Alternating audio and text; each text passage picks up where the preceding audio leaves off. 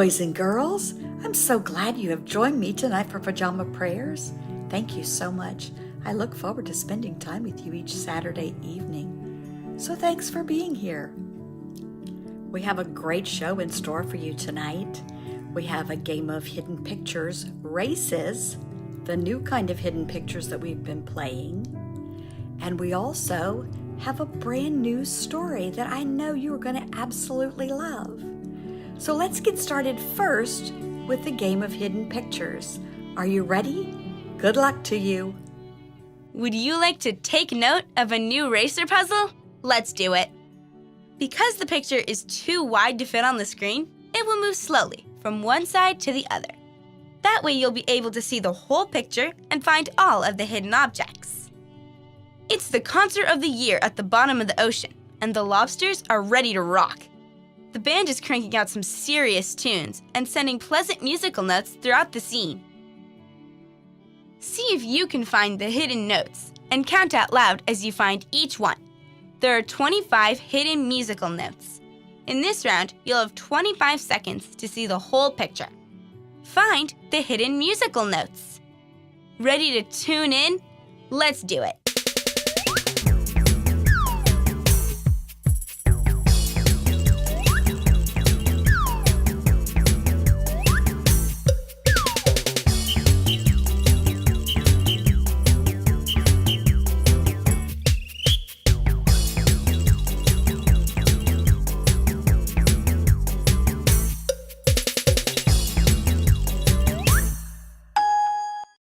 How many notes did you find? If you found 10, you're a musical genius. Okay, let's try it again. Only this time, you'll have a whole minute to find as many notes as you can. Ready? Go!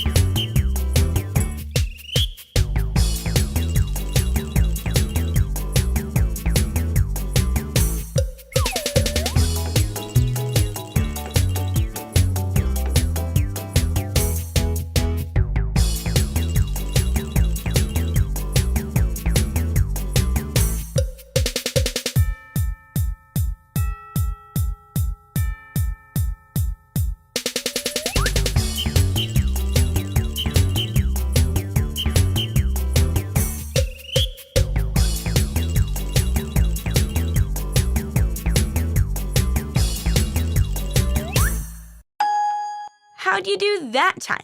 I bet you found a few more. If you found 15, you really rock. And if you found 20 or more, that was a noteworthy performance. Okay, let's go through the whole picture and see where all 25 of the musical notes are hidden.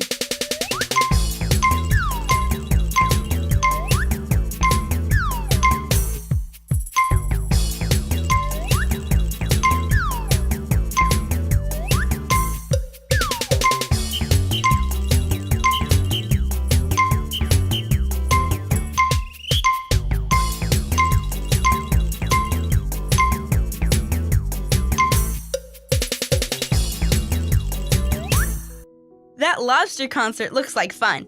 All of the crustaceans are enjoying themselves. And it's all for a great claws. Are you enjoying the new way we're playing hidden pictures? I sure hope so. I love the way you get to go back and take a second look. That way, if you missed it the first time, you get a second chance to find it again. I like that. I hope you're enjoying it too. Well, it's time for our story. Remember when we started the show tonight, I told you I had a great story for you? I do. And it's time for that story now. The name of the story is Chrysanthemum. And I know that you are going to enjoy this story tonight. Here we go. Chrysanthemum by Kevin Henkes. The day she was born was the happiest day in her parents' lives. "She's perfect," said her mother. "Absolutely," said her father. And she was. She was absolutely perfect. "Her name must be everything she is," said her mother. "Her name must be absolutely perfect," said her father. And it was. Chrysanthemum. Her parents named her Chrysanthemum. Chrysanthemum grew and grew and grew. And when she was old enough to appreciate it, Chrysanthemum loved her name. She loved the way it sounded when her mother woke her up. She loved the way it sounded when her father called her for dinner. And she loved the way it sounded when she whispered it to herself in the bathroom mirror. Chrysanthemum, chrysanthemum, chrysanthemum.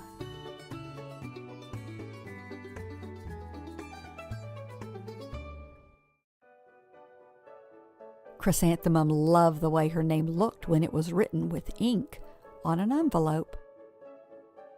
She loved the way it looked when it was written with icing on her birthday cake. And she loved the way it looked when she wrote it herself with her fat orange crayon. Chrysanthemum, chrysanthemum, chrysanthemum. Chrysanthemum thought her name was absolutely perfect. And then she started school. On the first day, Chrysanthemum wore her sunniest dress and her brightest smile. She ran all the way. "Hooray!" said Chrysanthemum. "School!" But when Mrs. Chudd took roll call, everyone giggled upon hearing Chrysanthemum's name. "It's so long," said Joe. "It scarcely fits on your name tag," said Rita, pointing. "I'm named after my grandmother," said Victoria. "You're named after a flower." Chrysanthemum wilted. She did not think her name was absolutely perfect. She thought it was absolutely dreadful. When the rest of the day was not much better, during nap time, Victoria raised her hand and informed Mrs. Chudd that Chrysanthemum's name was spelled with 13 letters. "That's exactly half as many letters as there are in the entire alphabet," Victoria explained. "Well, thank you for sharing that with us, Victoria," said Mrs. Chudd. "Now put your head down." "If I had a name like yours, I'd change it," Victoria said, as the students lined up to go home. "I wish I could," thought Chrysanthemum miserably.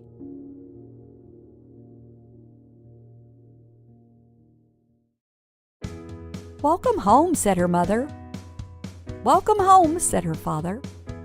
"School is no place for me," said Chrysanthemum. "My name is too long. It scarcely fits on my name tag. And I'm named after a flower." "Oh, pish," said her mother. "Your name is beautiful, and precious, and priceless, and fascinating, and winsome," said her father. "It's everything you are," said her mother. "Absolutely perfect," said her father. Chrysanthemum felt much better after her favorite dinner, macaroni and cheese with ketchup, and an evening filled with hugs and kisses and parcheesi. That night, Chrysanthemum dreamed that her name was Jane. It was an extremely pleasant dream.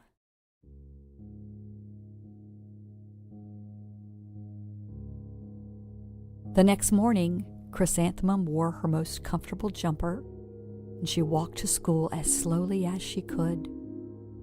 She dragged her feet in the dirt.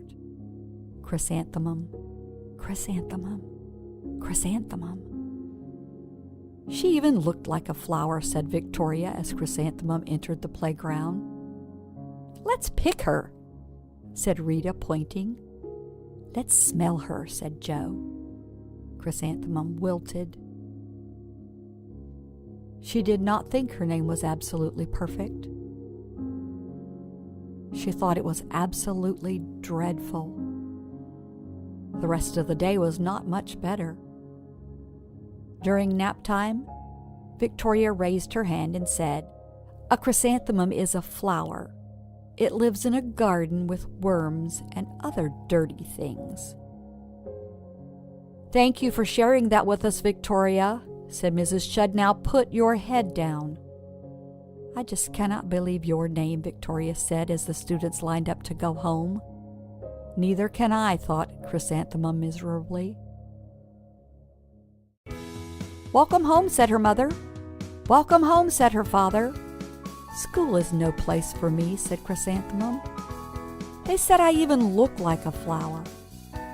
They pretended to pick me and smell me." "Oh, pish," said her mother. "They're just jealous." "And envious and begrudging and discontented and jaundiced," said her father. "Well, who wouldn't be jealous of a name like yours?" said her mother. "After all, it's absolutely perfect," said her father. Chrysanthemum felt a trifle better after her favorite dessert, chocolate cake with buttercream frosting, and another evening filled with hugs and kisses and parcheesi. That night, Chrysanthemum dreamed that she really was a chrysanthemum. She sprouted leaves and petals.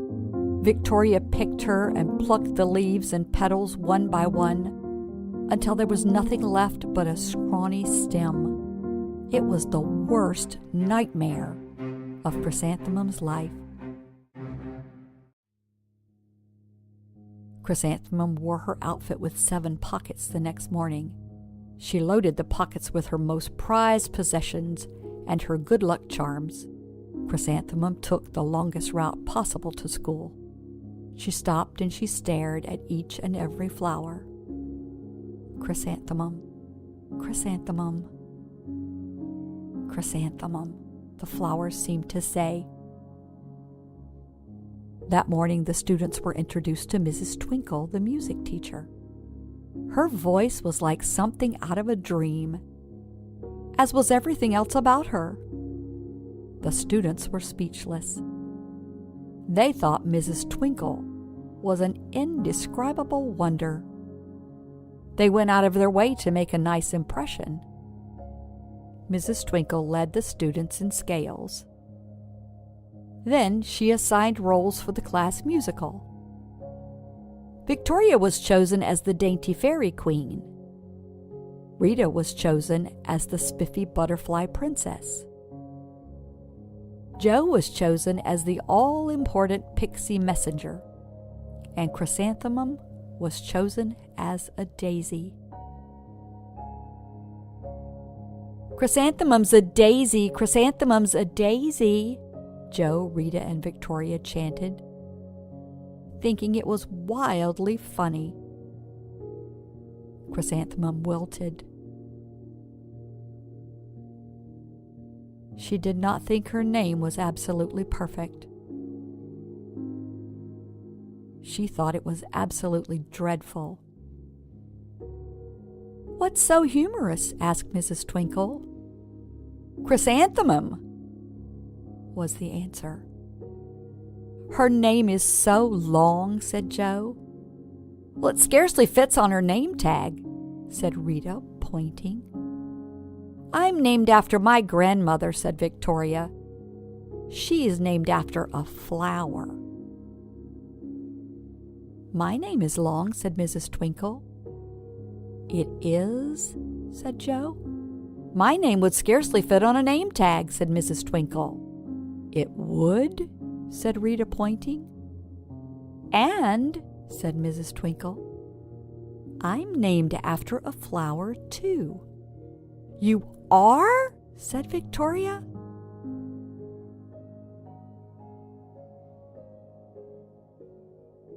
Yes, said Mrs. Twinkle. My name is Delphinium. Delphinium Twinkle. And if my baby is a girl, I'm considering Chrysanthemum as a name. I think it's absolutely perfect. Chrysanthemum could scarcely believe her ears. She blushed. She beamed. She bloomed. Chrysanthemum, chrysanthemum, chrysanthemum. Joe, Rita, and Victoria looked at Chrysanthemum longingly. Call me Marigold, said Joe. I'm Carnation, said Rita, pointing. My name is Lily of the Valley, said Victoria. Chrysanthemum did not think her name was absolutely perfect. She knew it. The end.